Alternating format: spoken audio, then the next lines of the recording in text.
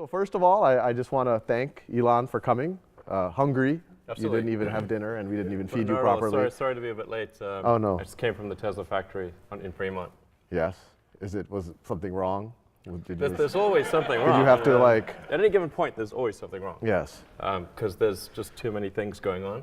Yeah. So, I mean, one of the trickiest things about a car is that there's thousands of individual components. There are thousands of unique components, and even if one of those things is missing, you can't make cars. Yes. So, I mean, today's fiasco was, I kid you not, we were missing $3 USB cable. Okay, so we could not complete cars because so the whole line was stopped. Yeah.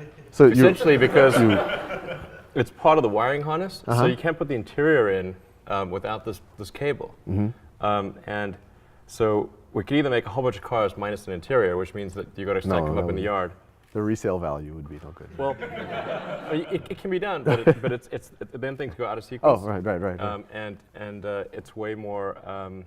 It's way more you don't have a moving production line that you have to send people out to hundreds of cars that are sort of sitting in the storage yard, and so and this happens to be a particularly pernicious cable that's kind of like routed under the carpet and in a difficult place, and it's literally $3, so we basically had to send people throughout the Bay Area to go and buy USB cables, like literally Radio Shack. You like Fry's. Oh, Fry's. Oh, that's better. You can have a hard time getting a USB cable right now at Fry's. Oh, really? We bought every one of them.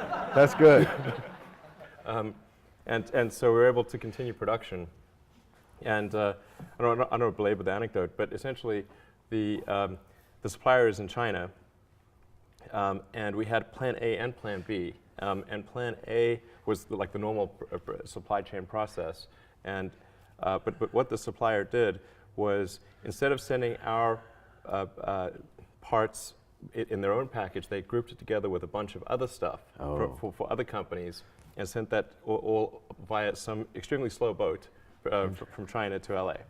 And when it got to LA, the other stuff didn't pass customs. And so they wouldn't let our stuff through because they put it in like a barrel of fruit or something. I don't know what they put it in. Yes. But there's something that customs didn't like, and the paperwork wasn't in order or whatever.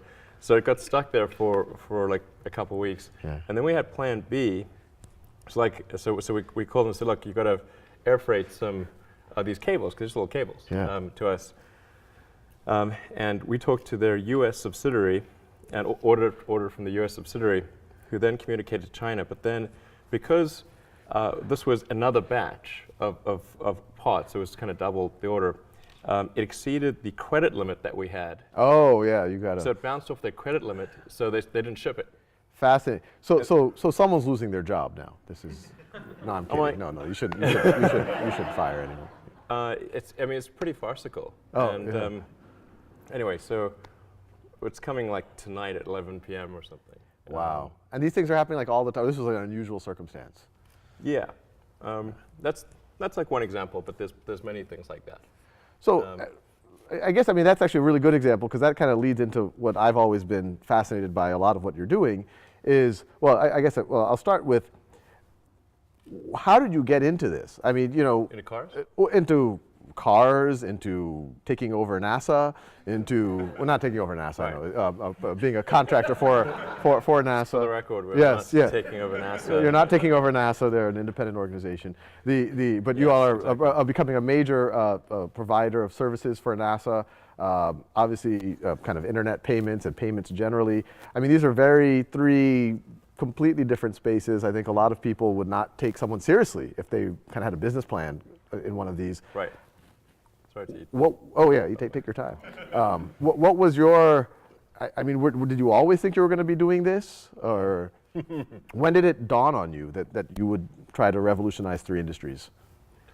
Well, when I was in college, I didn't actually expect to do it. So it was not like this is some long fulfilled expectation.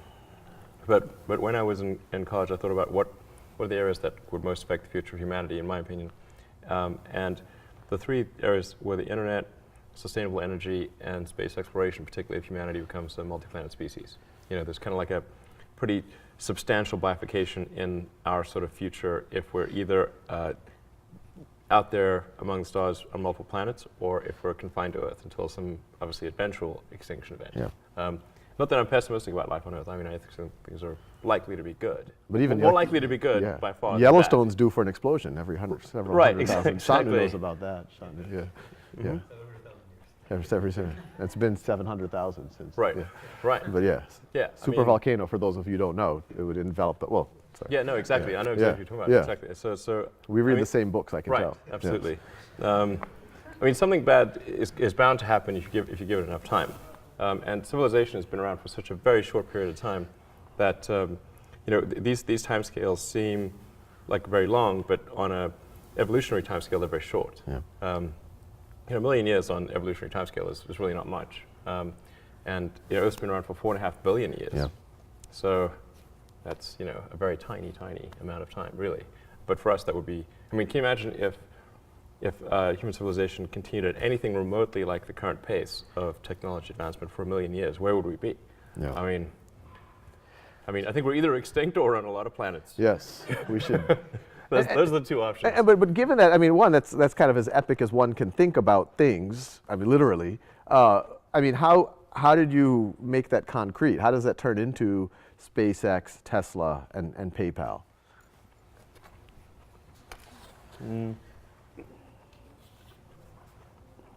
Well, so I thought about these things kind of in the abstract, not from the expectation that I would actually have careers in those arenas, but I wanted to be involved in at least one of them. Mm-hmm.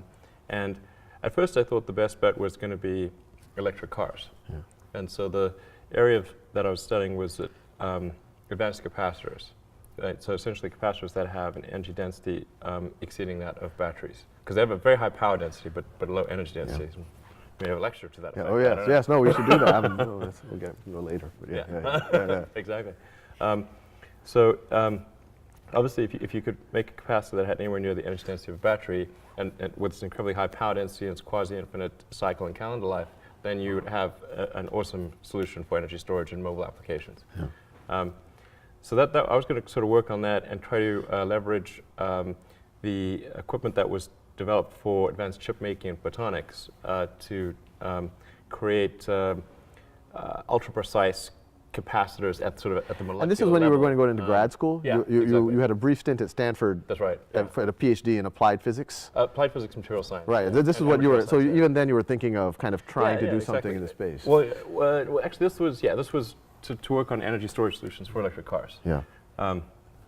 And I'd actually worked at a company in Silicon Valley called Pinnacle Research, which did advanced capacitors. They were electrolytic capacitors, but the problem, and they actually were pretty good. They had like the energy density of a lead-acid battery, which for a capacitor that's a big deal. But they used ruthenium tantalum oxide, and I think at the time there was maybe like 1 or 2 tons of ruthenium mined per year in the world. See. So it's not a scalable solution. Yeah. But I thought there could be some solid state solution, say using chip making equipment. That was going to be the basic idea. But it was one of those things where I wasn't sure if success was one of the possible outcomes. And it's difficult to bound that problem exactly and say, okay. So you're saying I felt like this was a destined failure is another way to parse that sentence. But anyway, sorry. No, I didn't think it would fail, but I wasn't sure that success was a possibility. Okay. Yes. And generally, you want to embark on something. It's desirable to figure out if success is at least one of the possibilities. Right. Exactly. Because for sure, failure is one of the possibilities. Yes. But ideally, you want to try to bracket it and say success is in the envelope of outcomes. Yeah. And I wasn't quite sure if that was the case. I think success on an academic level would have been quite likely because you can publish some useless paper, and most papers are pretty useless. We have a few. Don't take offense. Sorry. I mean, we have how many PhD papers are actually used by someone ever? No, that's a good point. Percentage-wise, it's not good. Yeah. So it could have been one of those outcomes where you add some leaves to the tree of knowledge. Yeah. Okay. Yeah. and that leap is, nope, it's not possible. Right. Like, Right. there goes 7 years of my life. So that was one path, and I was prepared to do that. But then the internet came along, and I was like, okay, the internet. I'm pretty sure success is one of the possible outcomes, and it seemed like I could either do a PhD and watch the internet happen, or I could participate and help build it in some fashion. Like I just couldn't stand the idea of watching it happen. Yeah, yeah. So so I decided to put things on hold and start an internet company. And that was kind of we worked on internet, like publishing software, maps and directions, Yellow Pages, kind of things. Yeah. And we had as investors and customers the media companies, so like New York Times Company, Knight Ridder, Hearst. And this was just at the early stages. I mean, this was like late 95. 95. Oh, so it's really early stages. That's really out the gate. Yeah, yeah, absolutely. Yeah. And so then the reason we worked with the media companies is because we knew they had money. Like there was no advertising money in '95. Right, right. In fact, the idea of advertising the internet seemed like a ridiculous thing to people. Obviously not so ridiculous anymore, but at the time it seemed like a very unlikely proposition. And a lot of the media companies weren't even sure that they should be online. Right. Like what's the point of that? Yeah. And did y'all think that PayPal was just going to be a simple little internet way to, or do you think it was going to turn into the major kind of transaction processing engine that it is right now? I didn't expect PayPal's growth rate to be what it was. Yeah. So, and that actually created major problems. So we started PayPal on University Avenue. Oh. Yeah. After the first month or so of the website being active, we had 100,000 customers. Really? Wow, I didn't realize it was. Yeah, it was nutty. Oh, wow. And how did it start? How did people just even know to use it? And I mean, obviously, both buyer and seller have to be involved. Yeah. Well, we started off first by offering people $20 if they opened an account, and $20 if they referred anyone.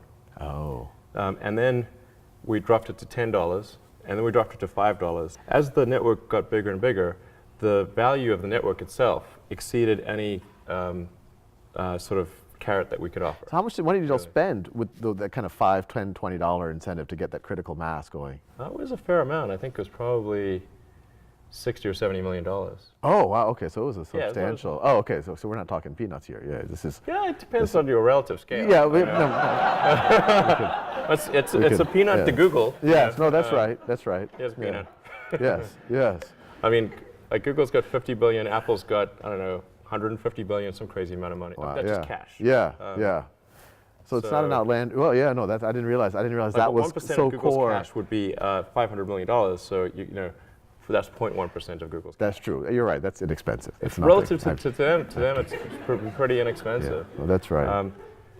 And then we just did a bunch of things to decrease the friction because it's just like bacteria in a petri dish. Yeah. So what you want to do is try to have one customer generate like 2 customers. Yeah. Okay, or something like that, maybe 3 customers ideally. And then you want that to happen really fast. You could probably model it just like bacterial growth in a petri dish. Like, and it'll just it'll expand very quickly until it hits the sides of the petri dish. And it just slows down. And then after PayPal, then, I mean, to some degree, especially us in Silicon Valley, we kind of understand the internet. We know people. I mean, PayPal's obviously of a scale that, is noteworthy. But then SpaceX just seems really, like, how did you decide that I'm definitely going to do that? And then, like, what's the first thing that you do? Like, how do you even, like, go out? Like, I don't even know how to start trying to make a rocket company. Well, neither did I, really. And in fact, the first 3 launches failed, so it's not as though it was like, spot on. It's like, did not hit the bullseye. But even getting the point that you're launching rockets, I don't even know how do you get there? And like, what did you do on, like, how did you decide, and then what did you do on day one? Like, who did you call, or did you write a plan? Did you start, I don't even know. Yeah, actually, I mean, the origin of PayPal or rather SpaceX is that I was trying to figure out why that we had not sent any people to Mars. Because the obvious next step after Apollo was to send people to Mars. So, but what in fact happened was that we sent a few people to the moon, and then we didn't send anyone after that to the moon or Mars or anything. But if you'd asked people in 1969, what would 2013 look like? They would have said there'll be a base on the moon. We would have at least sent some people to Mars, and maybe there'd even be a base on Mars. There'd be like orbiting space hotels, and there'd be all this awesome stuff in space. And that's what people expected. And if you'd said, well, actually, the United States in 2013 will not be able to send anyone to orbit. But I'll tell you what will exist is that there'll be this device in your pocket that's like the size of smaller than a deck of cards that has access to all the world's information, and you can talk to anyone on planet Earth. And even if you're like in some remote village somewhere, as long as there's something called the internet, they wouldn't know what that means, of course, then you'd be able to communicate to anyone instantly and have access to all of humanity's knowledge. It's like bullshit. There's no way that that's going to be right. And yet we all have that, and space is not happening. So I was trying to figure out like what was the deal here, and this was like 2001. It was just a friend of mine asked me, what am I going to do after PayPal? And I said, well, I've always been interested in space, but I don't think there's anything that an individual could do in space because it's the province of government, usually large government. But I'm curious as to when we're going to send someone to Mars. So I went to the NASA website, tried to figure out, like, where's the place that tells you that? And I couldn't find that. So I thought, well, like, either I'm like bad at looking at the website or they have a terrible website, because surely there must be a date. That should be a big date, yeah. It should be like, this should be on the front page. And then I discovered actually that NASA had no plans to send people to Mars, or even really back to the moon. So this was really disappointing. I thought, well, maybe this is a question of national will. Like, do we need to get people excited about space again, and try to get NASA a bigger budget, and then we would send people to Mars. And so I started researching the area, becoming more familiar with space, reading lots of books, and came up with this idea to do something called Mars Oasis, which was to send a small greenhouse with seeds in dehydrated gel. Upon landing, you hydrate the gel. You have green plants on a red background, and the public responds to precedents and superlatives.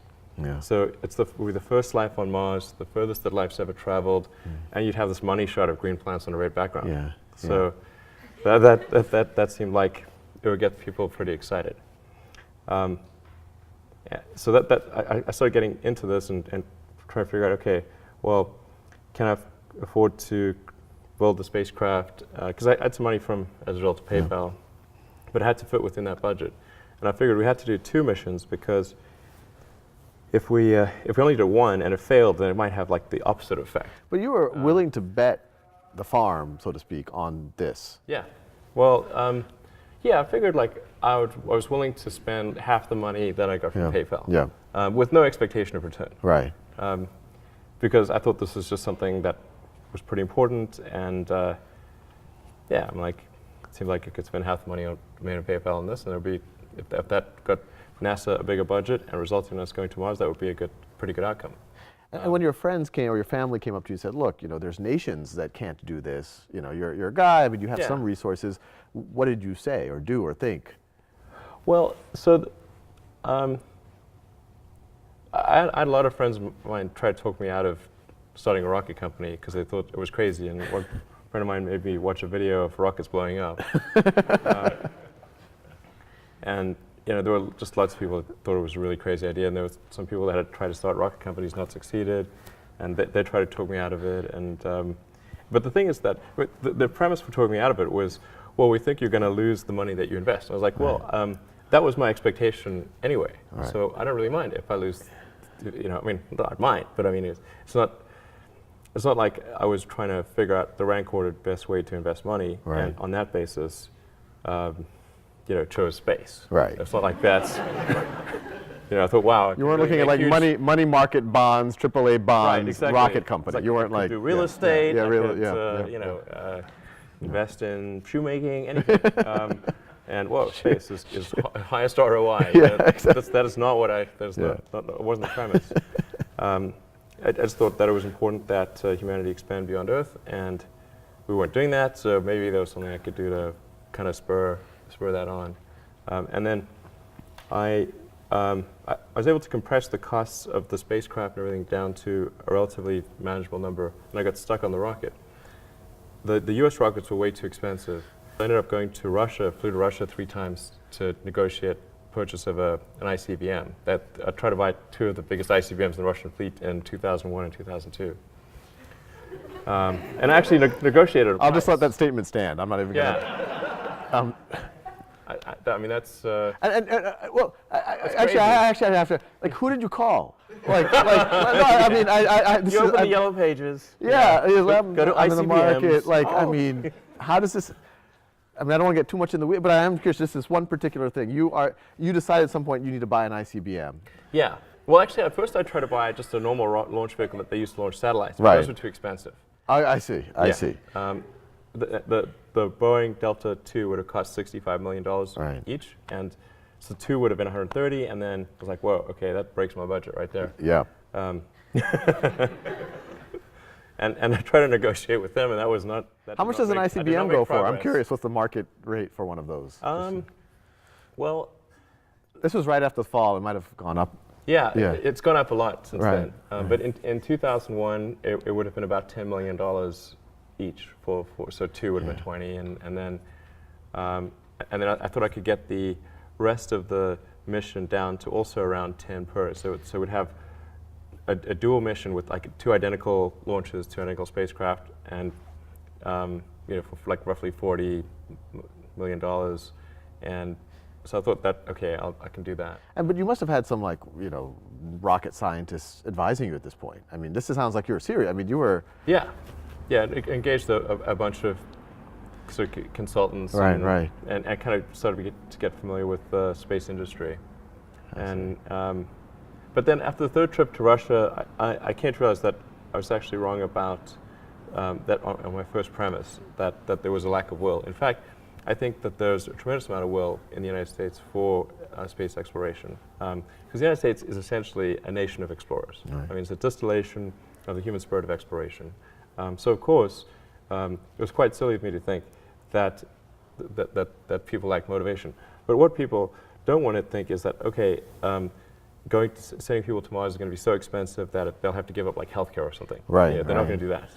So it's got to be, it's got to be that going to Mars is not going to cause some meaningful drop in their standard of living. Right. So if it's like maybe 0.25% or 0.5% of GDP, something like that is palatable. Right.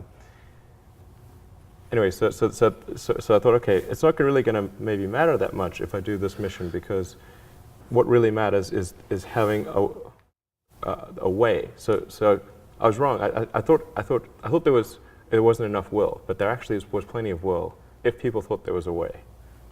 So then I said, okay, well, I need to work on the way. Yeah. How hard is it really to make a rocket? In historically, all rockets have been expensive. So therefore, in the future, all rockets will be expensive. But actually, that's not true.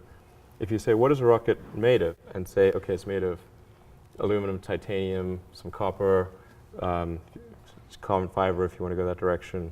And you can break down and say, what is the raw material cost of all these components? And if you have them stacked on the floor and could wave a magic wand so that the cost of rearranging the atoms was 0, then what would the cost of the rocket be? Yeah. And I was like, wow, okay, it's really small. It's like, 2% of what a rocket costs. Right. So clearly be in how the atoms are arranged. Right. The other, so you got to figure out sort of, okay, how can we get the atoms in the right shape much more efficiently? Yeah.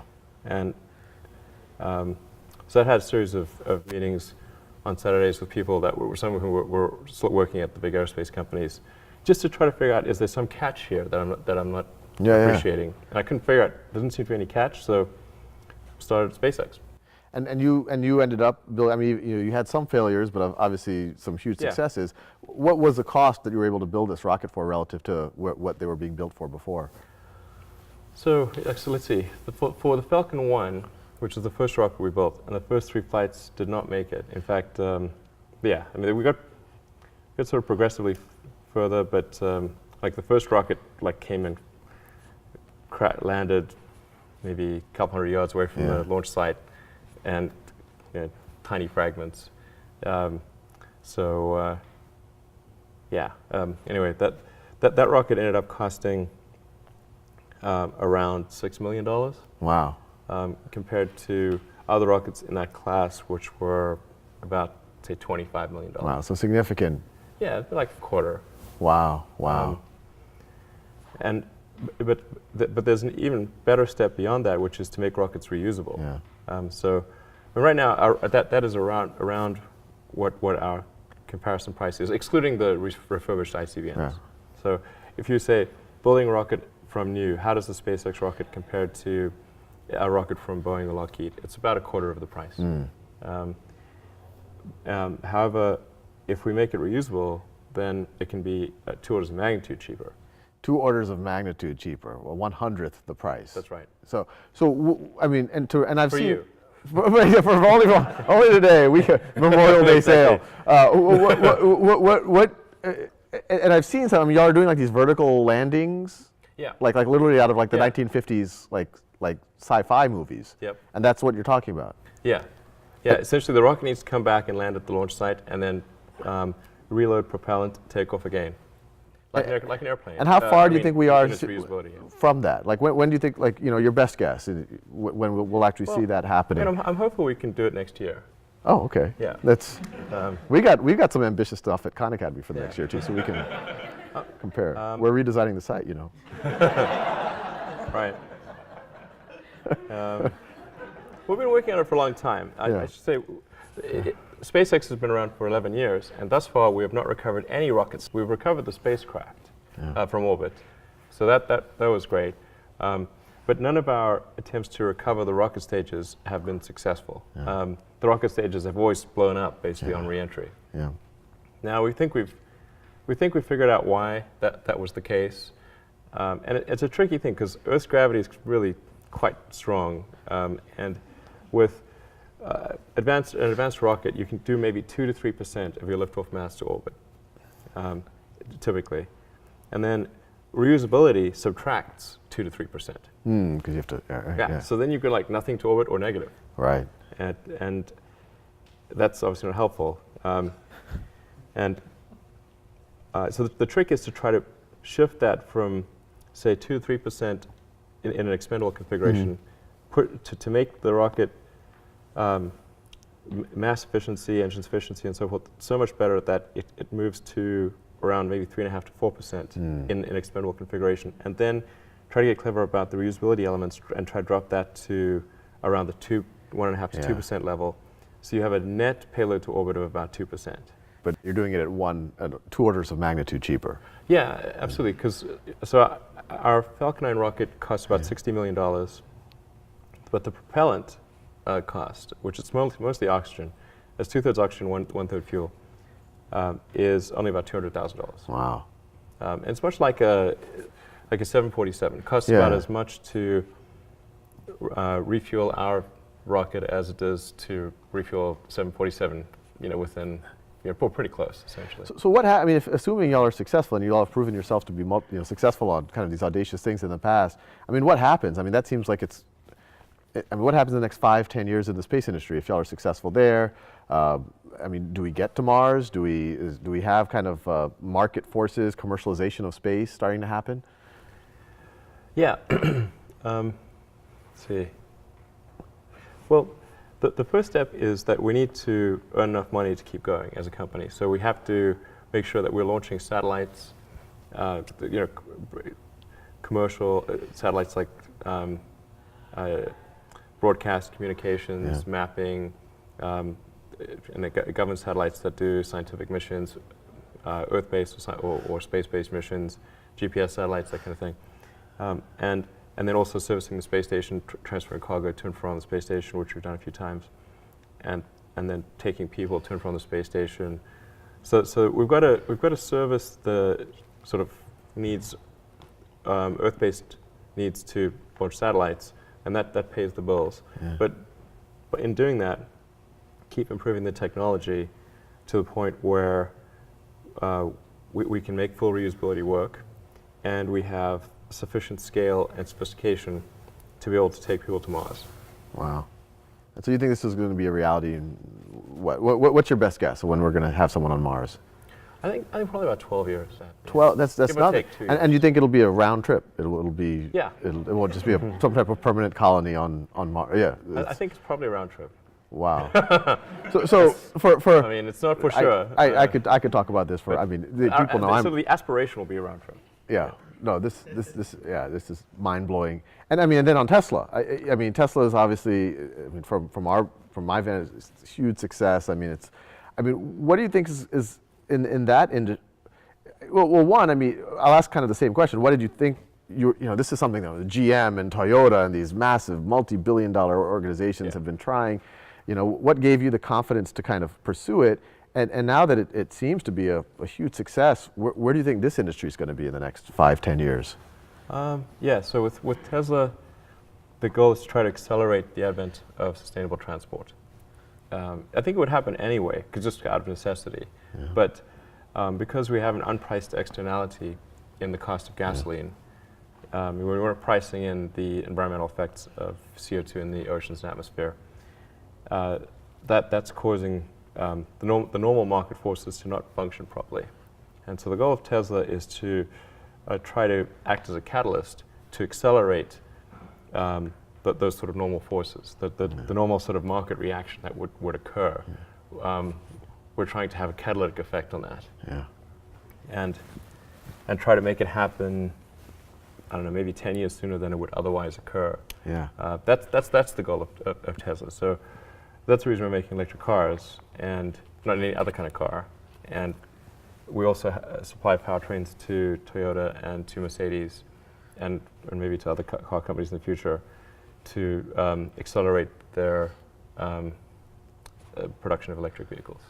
So that's the sort of goal there. And so far it's working out pretty well. I mean, I just saw a news report earlier today that y'all are sold more Model S's than y'all are leading that segment of the industry, the Mercedes S-Class, the BMW 7 Series, or the Lexus LS 400 or whatever it is.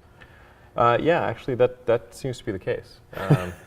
And it's, I didn't realize they sold so few cars in that segment. That's because we don't sell that many cars. We sell 5,000 a quarter. 20,000. Well, out here they seem like every. Yeah, I mean, well, this is our home. Yeah. It's our home team. So it's we better sell that in the Bay Area. Yeah. We're like, no, but that's and well, I mean, it's a similar thing. I mean, how did you start? What gave you the confidence? And I mean, do you see yourselves? I mean, as kind of a major automotive mainstream brand in 5-10 years, all the way down to kind of the competing with the Honda Accords and Civics. Yeah, I mean, our goal is not it's not sort of to become a big brand or to compete with Honda Civics, but rather to advance the cause of electric vehicles. So we're just going to keep making more and more electric cars and driving the price point down until the industry is very firmly electric. Like maybe half of all cars made are electric or something like that. Which is not to say that we expect to make half of all cars. We want to just have that catalytic effect until at least that occurs. And I think at the point at which there's, we're approaching half of all new cars made are electric, then I think I would consider that to be kind of the victory condition. Wow. So the faster we can bring that day, the better. Wow. When would be your guess when that happens? Well, I made a bet with someone about 3 years ago that it would be sooner than 20 years. So it's 17 years from now. But that's, I think, that's conservative. I think it's probably, maybe 13 or 14 years, something like that. Right about the time. Happen right when we're going to Mars. Right. It'll be exciting times. Yeah. This will be true. It just could. Yeah. Exactly. As I was thinking about that, it was like, those time frames are kind of coincident. Yeah. I mean, the nature of new technology adoption is it tends to follow an S-curve. So what usually happens is people underpredict it in the beginning because people tend to extrapolate in a straight line, and then they'll overpredict it kind of at the midpoint, and because there's late adopters, and then it'll actually take longer than people think at the midpoint, but much shorter than people think at the beginning. Yeah. But I'm pretty excited about how things are going. It's in fact, I think I think that the pace of technology improvement is in energy storage, electric energy storage is really moving faster than anyone thinks. Wow, wow. And I got one more. What are we doing on time? Where's Esther? 9 o'clock. So how much time do you have? I want to make sure people. Well, I guess maybe another 15 minutes. Oh, okay, okay. So I'll finish with one last question, and then we'll open it up. I mean, what advice do you have for us at Khan Academy? I guess you're doing really great. So yeah. I was wondering if you had advice for me. Oh no, well. Yeah, I mean, it seems like you're doing an amazing job of really super leveraged. You know, I mean, obviously a small team, and you're having a dramatic effect on. Yeah, half these people don't even work here. They're just like, so like it's even, yeah. Right. It's right. So it's I think very impressive thing you're doing to spread knowledge and understanding, you know, throughout the world. The universe soon. Throughout the universe, if you hold up your end of the bargain. Yeah. I mean, it's actually kind of funny. Like you know, if you think of like what is education, like you're basically downloading data and algorithms into your brain, and it's actually amazingly bad in conventional education because like it shouldn't be like this huge chore. So you're making it way better. But I mean, I think a lot of the things that I would say you've probably heard 100 times, and in fact are if not doing. Like the more you can gamify the process of learning, the better. Like for my kids, I do not have to encourage them to play video games. Yeah. Okay. Yeah. I have to like pry them from their hands, like crack. Yes. You know? Yes. It's like drop that crack needle. Yeah. Yeah. You have that problem at your house too. Yeah, Yes. exactly. The crack is addictive. Yeah. So it's it's to the degree that you can make somehow learning like a game, then it's better. And I think unfortunately, like a lot of education is very vaudevillian. You've got someone standing up there kind of lecturing at people, and they've done the same lecture 20 years in a row, and they're not very excited about it. And that lack of enthusiasm, is conveyed to the students. That they're not very excited about it. They don't know why they're there. Like, why are we learning this stuff? We don't even know why. In fact, I think a lot of things people learn, probably there's no point in learning them. Because they never use them in the future. Because who's going to launch a rocket into space? I mean, that's just like, yeah, exactly. That never happens. Well, you have to say, like, people, I think, don't stand back and say, well, why are we teaching people these things? And we should tell them probably why we're teaching these things. Because a lot of kids are just in school kind of puzzled as to why they're there. And I think if you can explain the why of things, then that makes a huge difference to people's motivation. Then they understand purpose. So I think that's pretty important, and just make it entertaining. But I think just in general, like conventional education should be massively overhauled, and I'm sure you very much agree with that. But I mean, the analogy that I sometimes use is like if you've seen like Batman, like the Chris Nolan movie, like the recent one, and it's pretty freaking awesome, right? And you've got incredible special effects, great script, multiple takes, amazing actors, and great sound, and it's very engaging. But if you were to instead say, okay, even if you had the same script, so at least it's the same script, and you said, okay, now that script, instead of having movies, we're going to have that script performed by the local town troupe. Right. Okay, and so in every small town in America, if movies didn't exist, they would have to then recreate The Dark Knight. Right. With like home sewn costumes and like jumping across the stage, and not getting their lines quite right, and not really looking like the people in the movie, and no special effects and everything. I mean, that would suck. It would be terrible. That's right. That's Very. That's education. That's education. So with that, and I apologize to all of you guys for hogging up all of the time, because obviously I could talk for hours about this stuff. But we do have time, I think 5 or 10 minutes for a handful of questions. If none of you all have any, I have about 9 more, but yes. Yeah, so I noticed I picked up 2 kind of themes from what you were discussing. One was somewhat audacious goals, and the other was, I don't think I heard you use the word profit in anything that you spoke about. You seem to be, each thing is pointed at like reinvigorating an industry or bringing back space missions. How much of your success do you attribute to having really audacious goals, or versus just not being focused on the short term, money coming in, or I don't know, investors? Unfortunately, one does have to be focused on the short term and money coming in when creating a company, because otherwise the company will die. So I think that a lot of times people think like creating a company is going to be fun. I would say it's not. It's really not that fun. I mean, there are periods of fun, and there are periods of where it's just awful. And particularly if you're the CEO of the company, you actually have a distillation of all the worst problems in the company. There's no point in spending your time on things that are going right. So you only spend your time on things that are going wrong. And there are things that are going wrong that other people can't take care of. So you have like the worst. You have a filter for the crappiest problem in the company, the most pernicious and painful problem. So I wouldn't say I think you have to feel quite compelled to do it, and have a fairly high pain threshold. And there's a friend of mine who says like starting a company is like staring into the abyss and eating glass. And there's some truth to that. The staring into the abyss part is that you're going to be constantly facing the extermination of the company, because most startups fail. It's like 90%, arguably 99% of startups fail. So, that's the staring into the abyss part. You're constantly saying, okay, if I don't get this right, the company will die. It can be quite stressful.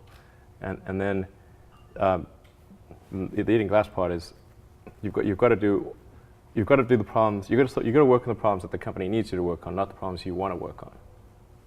And so that's you end up working on problems that you'd really wish you weren't working on. And so that's the eating glass part. And that goes on for a long time. So how do you keep your focus on the big picture when you're constantly faced with, we could be out of business in a month? Well, it's just a very small percentage of mental energies on the big picture. Like you know where you're generally heading for, and the actual path is going to be some sort of zigzaggy thing in that direction. And try not to deviate too far from the path that you want to be on, but you're going to have to do that to some degree. But I don't want to diminish the. I mean, I think the profit motive is a good one if the rules of an industry are properly set up. So there's nothing fundamentally wrong with profit. In fact, profit just means that people are paying you more for whatever you're doing than you're spending to create it. That's a good thing.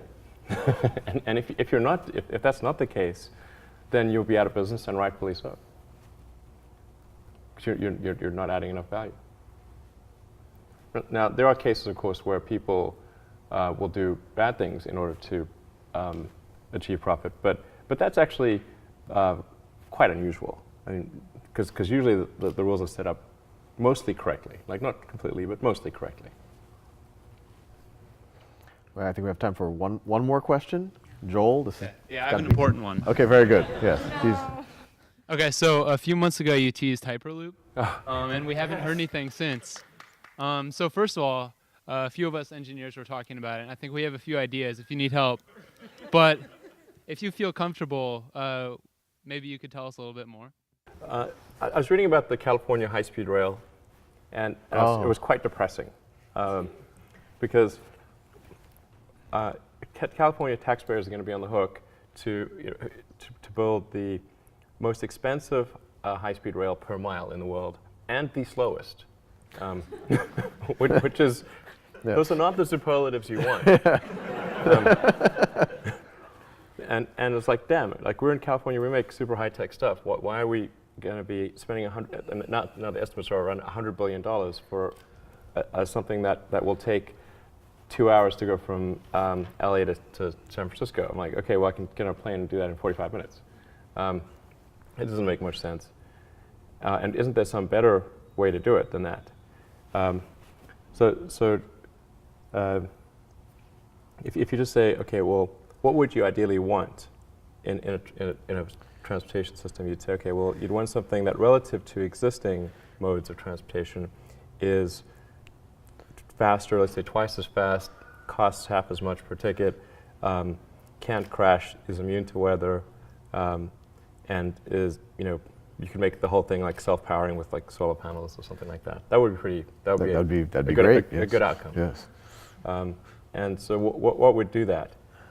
And what's the fastest way, short of inventing teleportation, that you could do something like that?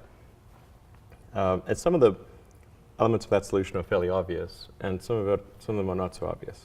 And then the details, the devil's in the details of actually making something like that work.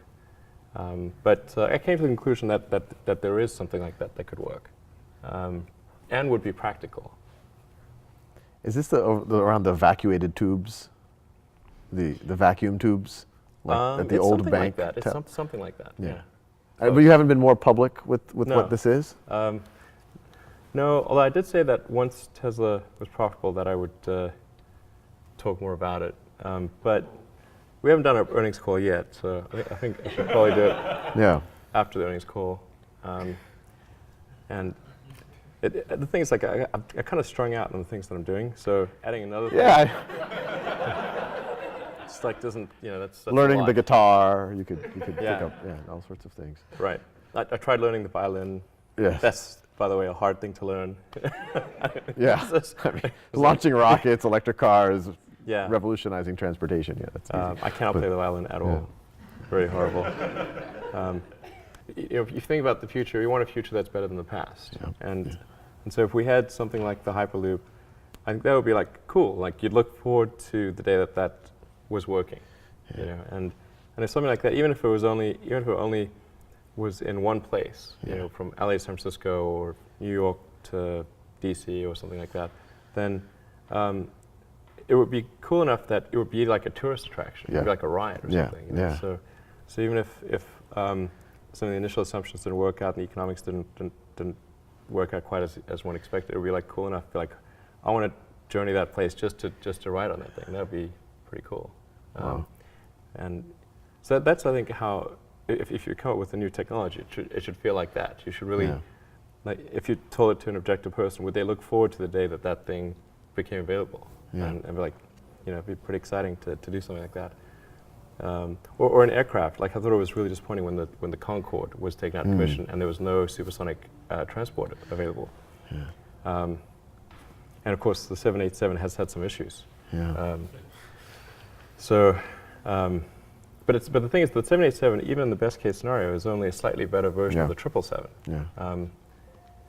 And it's like, okay, not that exciting. So this is something that you are working on, and one day in the not too far future, or there's some plans or consultants involved or something. You've made some phone calls to Russia. No, every now and then, like there's like it's sort of percolating away, and then I'm not actively thinking about it, but then there'll be some new element of that. I'll think, oh well, this would make it better. Fascinating. No, well, I think I'm speaking for everyone. This is like the most epic possible conversation one could have over about the course of an hour. And I think all of us would love to chat with you for hours on end, but thank you so much. I mean, I know you have a lot of free time, so it probably wasn't that big of a deal for you to come here. But yeah, it was a huge honor, and I think it's inspired all of us to go out and change the world and the universe. Cool. Thank you very much. No,